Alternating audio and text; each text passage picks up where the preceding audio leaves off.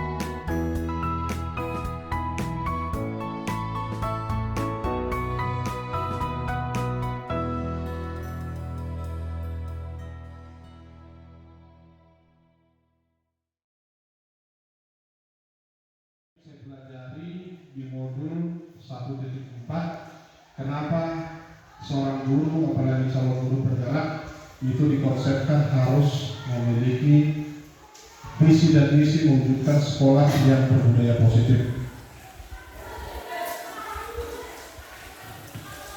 Sekarang ada pertanyaan, apa sih pentingnya menciptakan suasana positif di lingkungan kita? Lingkungan positif itu merupakan suatu gambaran atau suasana dalam satu komunitas yang saling bersinergi, adanya kerjasama yang saling mendukung dalam menumbuhkan karakter atau kebiasaan yang baik yang nantinya itu menjadi suatu budaya positif, terutama di sekolah kita di SMK Negeri 1 Sipoolo. Inilah yang harus kita pahami kenapa dalam suatu lingkungan pendidikan itu ada namanya budaya positif. Sebagai seorang pendidik atau seorang pimpinan lah gitu ya, karena kita kan sebagai calon-calon pemimpin, bagaimana kita dapat menciptakan suasana positif di lingkungan kita selama ini? Coba kita renungkan apa sajalah penerapan suasana positif di sekolah yang telah kita lakukan. Ini harus kita renungkan, apakah budaya positif itu sudah kita terapkan belum di sekolah kita? Sudah kita lakukan belum di sekolah kita? Sudah kita implementasikan belum di sekolah kita untuk menciptakan sekolah tersebut menjadi sekolah yang memiliki suatu kebiasaan atau budaya yang positif. Oke Bapak Ibu, ini merupakan beberapa hal yang tanpa kita sadari ternyata seperti ini loh budaya positif yang telah kita lakukan tanpa kita sadari. Ternyata kita melakukan, memang ada budaya positif tapi kita nggak tahu, nggak sadar kalau itu budaya positif. Yang pertama adalah menerapkan 3S di sekolah. Apalagi kalau sebagai guru piket, kita kalau ketemu siswa senyum, sapa, salam. Ini sudah kita praktekkan. Dan itu merupakan awal kegiatan pembelajaran untuk di sekolah adalah menerapkan budaya positif 3S, senyum, sapa, dan salam. Lalu yang kedua, lingkungan sekolah yang bebas asap rokok.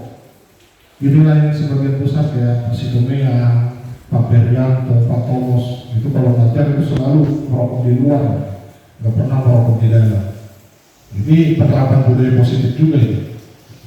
Lalu yang ketiga, senam atau ibadah bersama di sekolah. Ini merupakan kolaborasi antara murid dengan guru. Sama-sama dia untuk sehat bersama, untuk meningkatkan spiritual bersama. Ini merupakan suatu budaya kebiasaan di sekolah yang kita tanamkan, yang menjadi suatu budaya positif di sekolah kita, yang tadinya kita nggak tahu kalau itu budaya positif. Lalu ada guru piket yang menyambut murid. Dan selanjutnya adalah kolaborasi bersama rekan sejawat. Ini salah satunya. Ya, ini salah satunya kita lakukan kolaborasi. Nanti Bapak dan Ibu nanti sebagai seorang calon guru penggerak pun kita berkolaborasi nih. Bukan saya sebagai calon guru penggerak saja, kita pun calon guru penggerak kelak. Kita akan mewujudkan suatu lingkungan positif yang memiliki budaya positif. Bukan hanya murid yang kita tuntut, tapi juga guru. Ini tugas sebagai seorang guru adalah untuk mewujudkan budaya positif di sekolah. Ya Bapak Ibu. Sekarang pertanyaannya, apakah hubungan antara menciptakan suasana yang positif dengan proses pembelajaran yang berpihak pada murid? Ada nggak hubungan kira-kira? Menurut kita, ada nggak Bapak Ibu? Kalau menurut Ibu Sinaga, menurut Ibu ada nggak hubungan kalau di sekolah itu budayanya positif, bagus-bagus? Ada nggak kaitannya Ibu dengan pembelajaran yang berpihak kepada murid? Ada Pak. Ada ya. Ada, Pak. Jadi kalau kita terangkan, jadi suasana yang positif itu dapat mempengaruhi berbagai aspek dalam proses pembelajaran.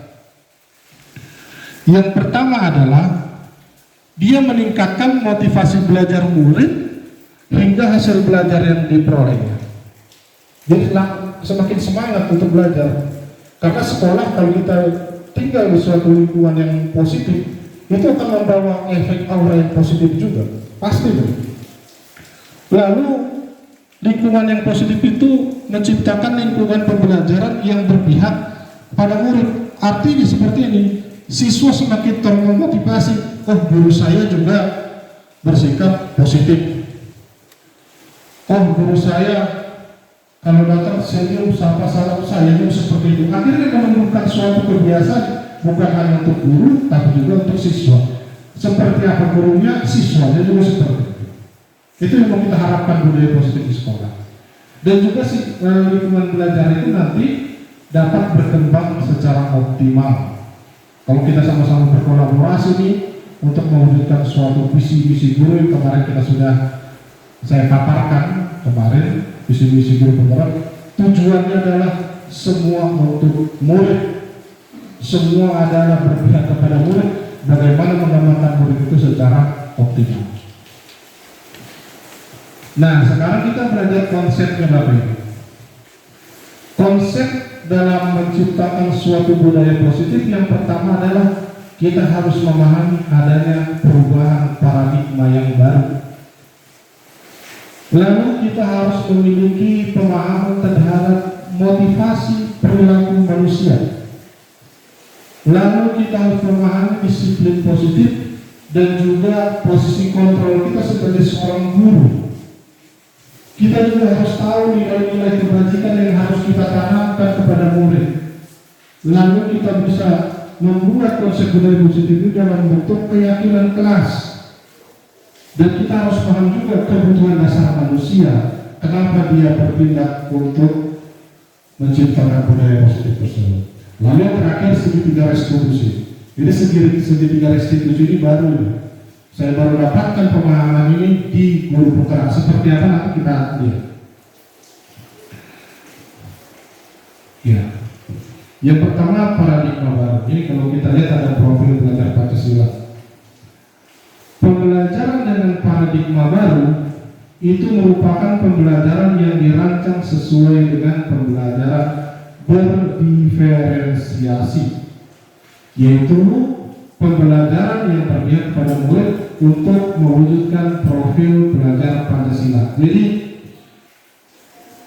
beriman dan bertakwa, berkedudukan global dan seterusnya ini semua yang kita lakukan untuk mewujudkan lingkungan yang berbudaya positif. Tujuannya adalah kesini, supaya murid tersebut menjadi manusia-manusia yang berkarakter profil pelajar Pancasila. Inilah yang dituntut dalam kurikulum Merdeka. Ini bedanya dengan kurikulum 2013. Kurikulum Merdeka adalah menuntut manusia di sekolah murid menjadi manusia yang memiliki profil belajar Pancasila. Iya. Sekarang ada miskonsepsi, kesalahpahaman kita dalam bertindak di sekolah. Yang pertama, katanya guru bisa mengontrol murid. Boleh kita atur, bisa kita atur. Nah, ternyata menurut pemahaman Dresser, ada seorang namanya Dresser, ternyata dengan cara kita mengontrol murid itu enggak maksimal. Guru itu tidak bisa mengontrol secara penuh peserta didik harus sesuai dengan keinginan kita. Kalau kita bilang nih, besok dia terlambat ya, iya, memang dia bilang iya, itu kita kepengen iya, cuma besok tergantung siswanya, ada kesadaran diri. Lalu kedua, semua penguatan positif dan efektif dan bermanfaat itu bisa kita lakukan kepada siswa dan hasil maksimal. Enggak, motivasi itu harus muncul secara intrinsik, dorongan pribadi murid untuk bertindak secara positif. Kalau kita mau motivasi, kita beli buku motivasi yang banyak untuk memotivasi siswa untuk belajar. Kalau banyak keinginan siswa belajar, hasilnya nol. Tuh. Lalu yang ketiga adalah kalau kita membuat rasa bersalah siswa itu mampu menguatkan karakter. Ternyata enggak. Ini yang terkadang kita salah dalam memahami peserta didik, memahami murid. Kalau kita sudah salahkan, kau salah, kau gini, ternyata itu enggak maksimal. Ini adalah miskonsepsi tentang kita sebagai guru memegang kontrol terhadap murid. Ternyata enggak 100% itu maksimal kita lakukan. Baik Bapak Ibu, ini adalah mengubah paradigma stimulus respon ke pendekatan teori kontrol tadi. Yang pertama kita kalau stimulus respon itu kita menganggap kalau kebutuhan manusia itu sama. Sudah semua manusia yang ada di sekolah ini sama, semua murid keinginannya sama, dan belajar segala macam. Cuma kita harus pahami dalam teori kontrol realitasnya kebutuhan siswa masing-masing siswa yang bersekolah ini berbeda.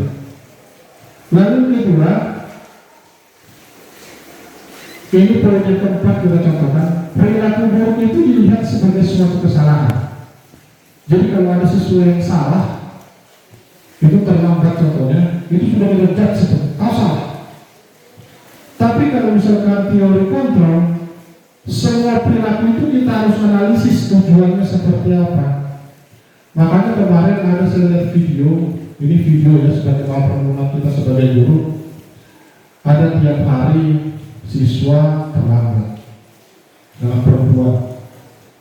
Dihukum gurunya nggak mau tahu ya, tapi dia terlambat. Nah ternyata anak ini mengurus mamanya yang lagi sakit pagi-pagi masak dulu, mengurus adiknya dulu, ke sekolah terlambat, guru datang hukum. Tapi nggak tahu dia menanyakan ini. Murid ini kenapa bisa terlambat? Ternyata kita nggak tahu dia berawat ibunya lagi sakit. Ya, ini yang kita harus harus pahami Bapak Ibu, kita harus pahami dengan teori kontrol kita sebagai guru. Kita harus pahami siswa itu seperti apa, memahami perilaku setiap murid itu seperti apa dalam bertindak. Enggak melulu kita sebagai guru, ya sikap kita adalah sebagai mengontrol siswa ini sesuai dengan keinginan kita. Ya, tuh. Yang kedua adalah disiplin positif. Disiplin adalah suatu kondisi di mana seseorang itu mematuhi dan melaksanakan ketentuan, tata tertib, peraturan, nilai serta kaidah yang berlaku dengan kesadaran diri tanpa adanya paksaan. Disiplin positif merupakan salah satu metode dalam penerapan disiplin tersebut. Sekali lagi, disiplin itu adalah bla bla bla bla. Cuma metode untuk membuat disiplin itu adalah salah satunya disiplin positif, di mana adalah suatu metode penerapan disiplin yang menanamkan kesadaran akan nilai positif kepada murid untuk mematuhi aturan tanpa mengharapkan adanya imbalan. Contoh, siapa nanti kalau misalkan juara 1 saya kasih hadiah, siapa misalkan kebersihan saya kasih hadiah. Nah, kalau disiplin positif itu dia menjaga kelasnya bersih tanpa mengharapkan suatu saat nanti saya dapat hadiah, tapi dia terdorong dirinya akan menjalankan suatu sikap yang disiplin, terdorong sendiri. Itulah namanya motivasi intrinsik. Nah, sebagai pendidik, tugas kita adalah memotivasi murid intrinsik untuk menerapkan disiplin positif tersebut, ya, untuk perilaku ke arah yang lebih baik melalui penerapan disiplin positif. Ya, ini tugas kita sebagai pendidik. Kita ajarkan mahasiswa itu untuk bersikap disiplin positif tanpa mengharapkan adanya suatu reward, tapi itu tumbuh dari motivasi diri sendiri. Iya. Apa pentingnya disiplin positif? Disiplin positif yang pertama adalah sikap yang menumbuhkan kesadaran diri, yaitu merupakan cara dalam penerapan disiplin yang mengajarkan anak untuk inisiatif. Ini yang tadi terdorong secara mandiri untuk mampu bertanggung jawab, menumbuhkan kesadaran dirinya dalam menanamkan nilai-nilai kebajikan. Nilai-nilai kebajikan.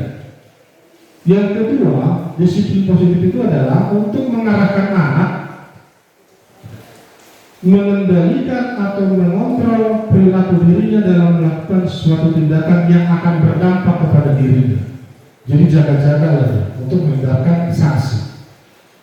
Lalu yang ketiga, penerapan disiplin positif itu bertujuan untuk memotivasi murid mengendalikan tindakan dikarenakan motivasi internal, bukan karena adanya penghargaan, bukan karena dipaksa, bukan karena dia takut akan hukuman, tapi melainkan memang motivasi yang muncul dari inisiatif diri sendiri untuk melakukan hal-hal yang sesuai dengan nilai-nilai kebajikan.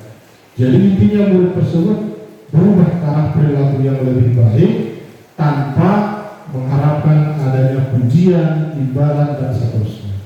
Itu terdorong dari motivasi intrinsiknya dia di dalam dirinya sendiri, bukan karena kita paksa, ya, bukan karena kita paksa. Nah, sekarang kita belajar apa sih nilai-nilai kebajikan. Sekarang kita fokus ini contoh nilai kebajikan institusi atau organisasi yang disepakati oleh seluruh suku, bangsa, agama, dan bahasa maupun latar belakang. Fokus kepada profil pelajar Pancasila.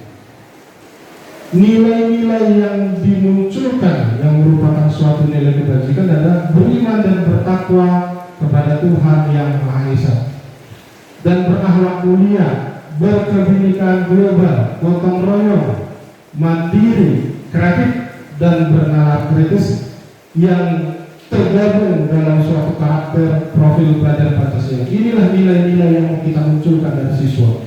Nanti siswa bisa bergotong royong, siswa mandiri, siswa itu kreatif, siswa itu mampu memiliki bernalar kritis. Ini yang kita harapkan dari peserta didik kita dengan penerapan disiplin positif.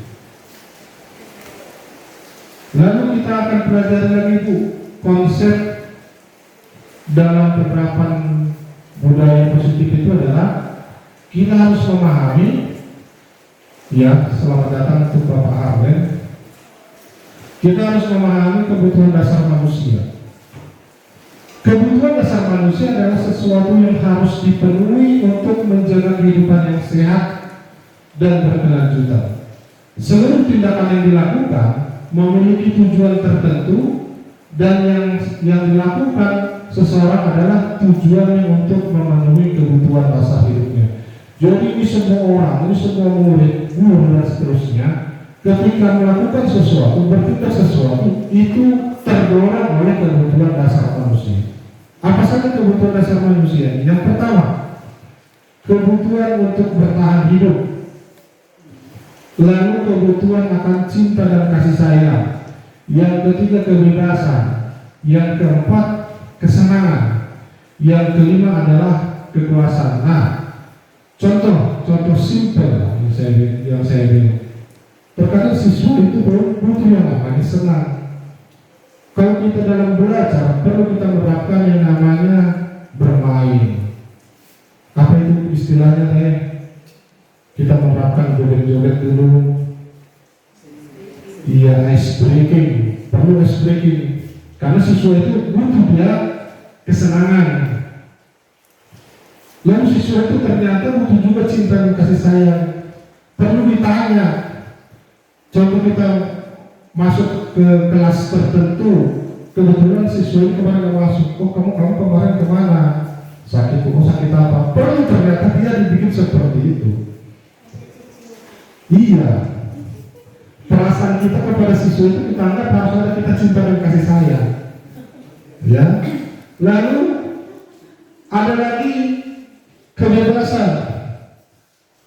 Siswa itu juga butuh bebas untuk mengungkapkan bakat dan minatnya. Kalau ada siswa yang hobi untuk bermain musik, kalau ada siswa yang hobi bercerita, itu bisa kita tuangkan di mapel. Contoh belajar bahasa Indonesia tentang puisi lagi. Ternyata ada satu orang siswa itu suka musik. Nah, kita jangan kita paksa siswa itu harus membaca puisi, tapi bisa kita suruh siswa itu membuat lagu dari puisi tersebut. Bisa. Ya, karena siswa itu seperti kita itu punya kebutuhan masing-masing, kebutuhan dasar manusia. Jadi inilah yang saya pelajari, bahwa manusia dalam melakukan suatu tindakan atau suatu hal ternyata terdorong oleh ini semua. Ada yang pertama, kebutuhan bertahan hidup. Nah, ini terkadang gini. Ada siswa ngambil makanan kawannya, diambil dia makanan ini. Lalu kawan ini marah, lalu melaporkan ke guru. Nah, kita harus tanya dulu, kenapa dia ngambil makanan ini? Siapa tahu bukan tujuannya mencuri, siapa tahu tujuannya memang dia lapar. Dia nggak ada uang, cuma memang caranya salah. Caranya salah. Nah, itulah kita tugas kita sebagai guru memberikan solusi, bukan sebagai penghukum, tapi memberikan solusi atau jalan keluar. Nah, kita lihat lagi Bapak Ibu. Dalam motivasi perilaku manusia itu ada namanya dia terdorong dari luar, lalu ada terdorong dari dalam diri sendiri. Ini kalau kita lihat ya, kenapa dia melakukan sesuatu? Yang pertama, dia untuk menghindar dari rasa yang tidak nyaman. Nanti saya dimarahi. Nanti dapat nilai yang kecil. Jadi banyak ketakutan dari luar. Kalau saya misalkan terlambat, saya dihukum. Bagus-bagus, saya berangkat lebih pagi. Jadi dia berangkat lebih pagi bukan karena dia mendorong dirinya supaya disiplin, tapi disiplin yang terdorong untuk menghindari dari hukuman. Lalu untuk mengharapkan penghargaan atau pujian dari orang lain. Kalau saya berangkat pagi, kalau saya rajin belajar, pasti saya nanti akan dipuji oleh guru. Nah, itu dia berbuat seperti itu karena dia didorong oleh ini. Dia berharap ada pujian, dia berharap ada suatu reward atau penghargaan. Nah, kalau motivasi internal itu dia terdorong untuk menjadi diri sendiri, untuk menguatkan nilai-nilai yang dia percaya oleh mereka. Kalau saya berangkat pagi, mungkin saya menjadi orang yang disiplin untuk berangkat pagi. Kalau saya misalkan belajar dengan bagus, nanti saya kelak akan menjadi orang yang sukses. Bukan karena dia berharap kalau dia juara 1, nanti saya mendapatkan hadiah dari guru, enggak. Kalau saya belajar yang giat, saya belajar yang rajin, kelak saya akan menjadi orang yang sukses. Itu nilai yang dia tanamkan secara internal. Jadi ternyata perilaku manusia ini ada yang didorong secara eksternal, ada juga dia didorong secara internal, dorongan pribadi. Kita pun seperti itu. Ini perilaku manusia. Manusia itu bukan hanya buruk, tapi kita juga manusia. Ternyata ini ada. Ya, kita mau masuk belajar ke terlambat les. Bukan karena kita rajin, contohnya sebelum apa kita udah masuk, bukan. Ditegur kepala sekolah contohnya seperti itu. Saya pagi-pagi harus menjalankan pikir. Bukan karena dia contohnya memang rajin pikir, tapi mungkin saya enak nanti ditegur oleh pimpinan. Nah, kalau misalkan motivasi internal memang saya mau pikir karena itu tugas saya. Ya, itu dibedakan. Saya mau menjalankan pikir karena itu tugas saya. Saya mau menjalankan tugas saya sebagai guru karena itu panggilan saya. Itu nilai-nilai yang ditanamkan secara intrinsik. Oke, Bapak Ibu lanjut. Ini yang saya sampaikan adalah posisi kontrol seorang guru. Jadi ternyata seorang guru dituntut untuk memiliki kontrol yang tepat.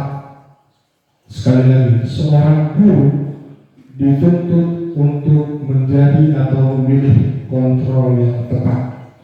Karena kita lihat dari 5 ini, guru itu bisa menjadi seorang penghukum ketika siswa salah dihukum. Dan kita juga bisa membuat murid itu merasa bersalah. Bisa. Kita terus salahkan. Akhirnya memang dia menjadi saya diri lagi. Lalu teman, guru itu bisa jadi teman. Bisa kita katakan guru ngobrol-ngobrol. Ya. Lalu ada pemantau. Ini pemantau ini melihat kelakuan peserta didik. Lalu ketiga adalah manajer. Nah, nanti saya terangkan di manajer ini. Dari kelima posisi kontrol seorang guru, yang ideal adalah posisi sebagai seorang manajer atau pengelola murid. Ya, bukan sebagai penghukum, bukan sebagai pembuat rasa bersalah, bukan sebagai pemantau atau teman contohnya, tapi sebagai manajer. Kita lihat lagi dulu. Ini bahasa-bahasa contoh penerapan dalam 5 posisi kontrol ketika siswa ini kita contohnya ada kasus siswa tidak memakai atribut lengkap saat upacara bendera. Kalau kita suruh sebagai penghukum patuhi aturan sekolah lalu berdiri di depan barisan. Kalau kita sudah sebagai pemantau, kamu sudah melanggar ya. Apa peraturan? Apa konsekuensinya? Ini karena dia melihat kesalahan siswa. Kalau sebagai teman, ayolah yang tertib, buat guru bangga. Kali ini nggak apa-apa ya, kamu salah. Tapi kan kita lakukan ya. Udah nggak apa-apa. Sekali lagi dan gitu ya. Dia merasa teman di situ posisinya. Lalu membuat rasa bersalah. Berapa kali guru harus bilang kamu? Udah, guru kecewa sama kamu. Akhirnya siswa tersebut merasa bersalah atas kelakuan yang diperbuat. Lalu ketiga, ini manajer. Kamu tahu nggak kesalahan? Kira-kira bagaimana kamu akan memperbaiki kesalahan ini? Nah, posisi manajer adalah mengubah perasaan negatif siswa menjadi perasaan yang positif, memotivasi siswa untuk mencari solusi atas kesalahan yang dilakukan oleh peserta didik. Jadi jangan melulu kita sebagai pembuat rasa bersalah, sebagai penghukum, pemantau, tapi jadikanlah diri kita sebagai posisi kontrol seorang manajer.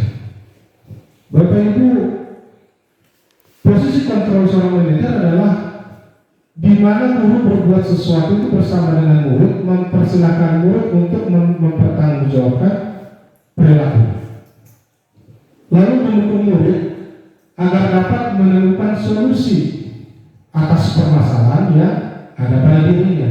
Dan di sini seorang guru yang bersikap sebagai manajer adalah mencari solusi, bukan untuk menghukum, tapi untuk memperbaiki kesalahan yang sudah diperbuat supaya tidak terulang lagi. Ya, waktu itu adalah posisi kita sebagai seorang manajer. Kita harus memiliki posisi kontrol yang tepat untuk menjadi seorang manajer dalam mengelola peserta didik, bukan sebagai penghukum, pembuat rasa bersalah, atau juga pemantau, tapi posisikanlah diri kita sebagai seorang manajer yang merubah siswa ke arah perilaku yang lebih baik. Lalu selanjutnya, dalam penerapan budaya positif ada namanya keyakinan kelas. Ini yang baru saya pelajari juga sebagai CGP kemarin. Salah satu bentuk dari upaya penerapan suatu budaya positif di sekolah adalah dengan membuat suatu kesepakatan atau keyakinan kelas yang merupakan suatu kesepakatan bertanggung jawab dalam melaksanakan nilai-nilai yang ada dalam suatu lingkungan belajar. Dengan keyakinan kelas, maka murid akan terdorong secara moral untuk melaksanakan nilai-nilai kebajikan dan tanggung jawabnya untuk mewujudkan suatu lingkungan yang memiliki budaya positif. Ini guru itu berperan penting dalam menciptakan suatu budaya positif di kelas atau di sekolah. Itu yang tadi saya katakan. Nah, kunci utamanya apa? Kunci utamanya adalah bagaimana untuk membuat kelas itu menjadi suatu kelas yang efektif dalam kegiatan pembelajaran. Nah, kita bentuk dalam suatu keyakinan kelas. Keyakinan kelas merupakan suatu pernyataan yang menanamkan nilai-nilai keyakinan kebajikan yang akan berdampak pada murid tersebut, yang akan berdampak pada lingkungan belajar tersebut. Jadi dia ada kesepakatan antara murid dengan juga guru untuk membuat suatu kesepakatan. Nah, sekarang bagaimana tahapan ini yang sudah saya buat di kelas 10C perbankan. Yang pertama adalah guru bersama dengan murid itu berdiskusi. Kira-kira dalam kelas ini kita bikin peraturan kelas, kita jadikan kesepakatan. Kesepakatan bersama adalah proses pembelajaran. Lalu kedua, guru bersama murid disusunlah peraturan-peraturan. Contoh, jangan terlambat. Nah, kita bikinlah jangan terlambat ini. Kita bikin suatu, jangan seperti bahasa yang menghukum. Ya, nanti kita belajar di bahasa-bahasanya. Jangan kita nggak terlambat. Kita ubah menjadi datang tepat waktu. Jadi itu budaya positifnya adalah datang tepat waktu, bukan jangan terlambat. Lalu ketiga, sesudah disepakati dan sudah disusun, murid menempelkan keyakinan kelas tersebut sebagai suatu nilai yang harus dijalankan. Ini kita tempel. Ini kemarin sudah saya tempel di papan tulis. Inilah kegiatan-kegiatan yang saya lakukan dalam mewujudkan suatu budaya positif melalui keyakinan kelas. Nah, inilah contoh Bapak Ibu keyakinan kelas. Yang pertama, contohnya, siswa harus hadir di kelas tepat pada waktu. Ini keyakinan yang pertama. Yang kedua, piket kelas dilakukan lebih awal. Ketiga, wajib memakai seragam sesuai ketentuan sekolah. Lalu berperilaku sopan santun dan saling menghargai. Lalu dilarang menyalakan atau menggunakan handphone di dalam kelas. Ini adalah suatu peraturan yang dituangkan dalam suatu bentuk keyakinan kelas. Jadi ini kita bikin, ini kita bikin untuk menjaga siswa tersebut di kelas itu efektif. berdasarkan kesepakatan. Kan sudah sepakat kita nih. Kalau sekolah jangan pakai handphone. Ya, nanti kita kalau dia pakai handphone gimana lah? Kemarin kita udah sepakat apa? Yang kelima, kalau dia pakai handphone ya jangan pakai handphone. Jadi kita harus mengingatkan sama-sama menjalankan di dalam kelas tidak boleh menyalakan handphone. Bukan hanya murid, tapi kesepakatan juga berdampak kepada guru. Ya, lalu selanjutnya ada restitusi. Ini yang baru saya pelajari juga. Restitusi adalah proses menciptakan suatu kondisi bagi murid untuk memperbaiki kesalahan mereka sehingga mereka bisa kembali pada kelompok mereka dengan karakter yang lebih kuat. Dengan karakter yang lebih kuat, restitusi mengajarkan murid itu nanti belajar dari kesalahan. Murid itu nanti dapat memperbaiki hubungan. Murid itu nanti mendapatkan tawaran untuk mencari solusi, bukan sebagai paksaan. Lalu fokus pada karakter dan juga fokus pada solusi. Ini ketika kita untuk memproses siswa yang terkena kasus disiplin positif di sekolah. Ada tahapannya. Ini saya pelajari kemarin, ternyata guru sebetulnya tidak seperti ini. Kalau siswa salah ya, langsung proses, kasih kebaikan. Ternyata kita coba dulu untuk menerapkan segitiga restitusi. Ini segitiganya. Nah, sekarang tahapan segitiga restitusi itu seperti apa? Yang pertama dulu, guru menstabilkan kondisi siswa tersebut yang tadinya dia merasa gagal karena berbuat kesalahan menjadi orang yang sukses. Sukses bukan berarti dia sukses dalam pekerjaan segala macam. Cuman, oh dia saya menyadari saya sudah salah. Lalu yang kedua adalah validasi tindakan yang salah. Guru harus tahu kebutuhan dasar itu tadi kita pelajari. Kita harus tanya, itu tindakan dia salah atau enggak? Kita validasi. Guru harus memahami kebutuhan dasar yang melatar belakangi anak ketika dia salah dan mengakui bahwa tindakan itu merupakan suatu yang salah bagi dirinya. Jadi nanti dia belajar dari kesalahan. Lalu yang ketiga adalah menanyakan nilai keyakinan. Guru akan mengajak siswa itu mencari solusi yang dihubungkan dengan nilai-nilai yang dia percaya. Contoh, siswa bawa handphone, hilang handphone. Nah, kita kan sudah mempunyai keyakinan jelas. Yang kelima apa nak? Tidak boleh membawa handphone contohnya. Jadi siswa itu nanti ternyata saya yang salah. Saya kelak nanti tidak usah pun bawa handphone lagi. Gak usah kita judge. Kamu sih kenapa bawa handphone? Kenapa kamu keluar solusi? Jadi kita sebagai posisi kontrol sebagai manajer itu harus melakukan 3 tahapan ini. Menstabilkan identitasnya, memvalidasi tindakan yang salah, dan juga menanyakan nilai keyakinan. Seperti apa penerapan kita?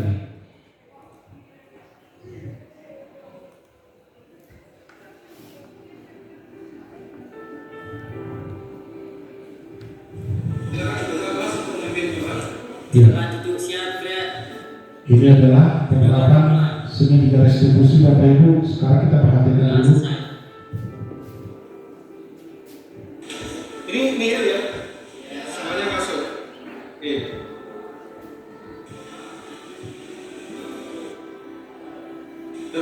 Dua orang siapa? Orang sama Vicky, Pak. Ya, ini terlambat.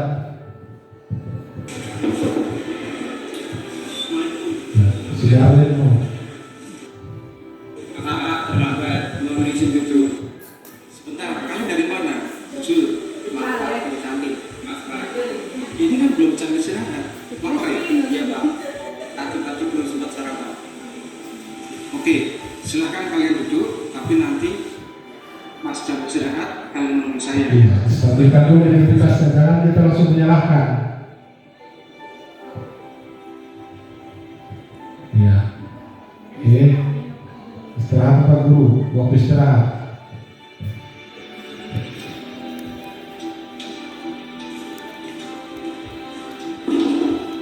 Ya, masuk. Waalaikumsalam. Oh, mari lagi. Masuk. Duduk.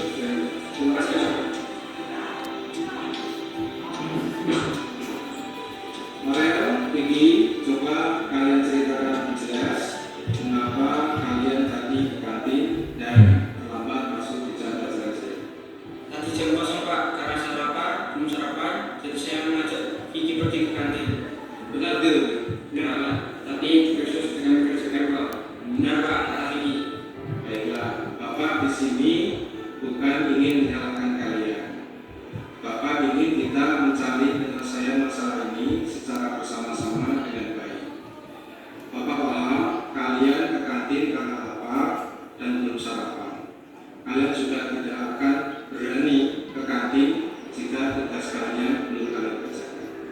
Tapi Bapak juga yakin kalian tahu bahwa waktunya tidak tepat. Benar kan? Sekarang mari kita bicara tentang keyakinan kelas dan keyakinan sekolah kita. Apa yang kita percaya, yang mana yang belum kamu tunjukkan. Kedisiplinan waktu Pak. Jadi, Mengobati diri dan orang lain Pak. baik, Bapak senang mendengarnya. Mari kita selalu mengindahkan keyakinan kelas kita. Tunjukkan bahwa kalian bisa melakukan itu, jajan ke kantin di waktu istirahat, dan kembali ke kelas segera setelah bel istirahat berbunyi. Ya sudah, silakan kalian kembali ke kelas. Baik Pak, terima kasih. Assalamualaikum. Iya, itu Bapak Ibu. Jadi ketika kita melaksanakan segitiga restitusi itu, kita jangan melulu menyalahkan siswa. Ternyata ada kebutuhan yang memang siswa tersebut tadi untuk memenuhi kebutuhan hidupnya, lapar dia. Terkadang kita, contoh lah yang paling simpel, buang air kecil, maaf Ibu ya, itu kan misalkan kita sudah gak tahan, walaupun kepala sekolah yang masuk contohnya ya, dia pasti langsung ke kamar mandi. Cuma memang tindakannya salah. Nah, ketika siswa melakukan tindakannya salah, bukan berarti kita harus menghukum murid tersebut. Kita harus menstabilkan dulu identitasnya, lalu memvalidasi tindakannya, lalu menanyakan keyakinan nilai-nilai yang sudah disepakati. Inilah yang kita terapkan dalam posisi kontrol seorang guru sebagai seorang manajer. Bapak Ibu, kita harus menerapkan segitiga restitusi dalam penerapan disiplin positif di sekolah. Nah, sekarang ada kasus contoh menghadapi murid yang sering tidak mengerjakan tugas pekerjaan rumah. Ini contoh. Kalau guru yang hanya hukuman sifatnya memberikan hukuman itu, guru tersebut disuruh membersihkan kamar mandi selama 1 jam pelajaran. Nih, dihukum siswanya. Lalu guru marah dan murid menjadi takut. Guru terkadang tersulut emosi kepada murid. Lalu hukuman itu justru bukan untuk dijadikan suatu pelajaran atau suatu didikan. Inilah hukuman yang banyak kita tidak sadar, itu bukan yang efektif untuk kita lakukan penerapannya dalam disiplin sekolah. Lalu ada konsekuensi. Ini adalah sanksi peraturan. Contoh, guru memberikan konsekuensi kepada murid karena kerjakan PR, dia disuruh kerjakan nanti saat istirahat, tapi ditambahkan lagi tugas-tugas membebani peserta didik. Lalu yang kedua, bersikap tegas terhadap peraturan kelas yang dibuat oleh guru karena ada namanya sanksi. Ya, ini adalah konsekuensi. Nah, namun ketika kita berbicara restitusi, guru itu menanyakan keyakinan kelas dan mencari solusi atas permasalahan. Kenapa dia nggak mengerjakan PR? Seperti saya katakan di atas tadi, kembali ke sebelumnya, yang mungkin yang sempat karena orang tuanya sakit, sore harus masak, lalu mencuci baju. Contoh seperti itu kita harus tanyakan dulu. Jangan kita sebagai seorang yang menghukum. Lalu guru dan murid melaksanakan keyakinan kelas sesuai dengan kesepakatan bersama. Itu yang dijalankan dalam keyakinan kelas.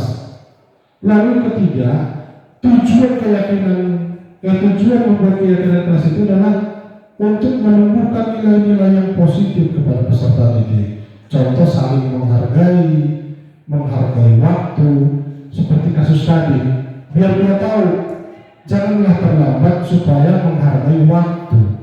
Itu yang harus kita tanamkan kepada Lalu selanjutnya ini yang terakhir adalah beberapa hal yang paling penting dalam penciptaan budaya positif di sekolah adalah kolaborasi, kerjasama kita Bapak Ibu untuk mewujudkan lingkungan yang memiliki budaya yang positif. Lalu budaya merupakan implementasi di sekolah yang nantinya bukan hanya dilakukan di sekolah, kelak dia menjadi bagian dari anggota masyarakat pun akan memiliki jiwa yang memiliki budaya yang positif. Lalu menumbuhkan nilai keyakinan tanpa mengharapkan adanya penghargaan. Contoh gotong royong, kita biasakan gotong royong di sekolah. Kelak mereka di masyarakat ketika ada gotong royong tanpa mengharapkan adanya uang atau imbalan, ketika dikatakan gotong royong mau untuk terjun bersama-sama masyarakat. Lalu keempat adalah menyadari nilai dan peran sebagai seorang guru. Ketika kita menjalankan nilai dan peran kita sebagai seorang guru untuk menciptakan lingkungan yang positif, itu akan membawa dampak yang positif pula untuk lingkungan sekitar kita. Seperti pemain bola, ketika nilainya mahal tapi tidak berperan sebagai pemain yang baik di lapangan, itu tidak akan menghasilkan sesuatu apapun bagi timnya. Jadi kita pun seperti itu. Ketika kita sebagai guru tidak bisa menjalankan nilai dan peran kita sebagai seorang guru untuk menciptakan lingkungan budaya yang positif, itu tidak akan membawa dampak yang baik kepada peserta didik kita. Itu yang dapat saya sampaikan kepada Bapak Ibu guru sekalian. Terima kasih. Kita sama-sama menciptakan budaya positif di sekolah. Terima kasih.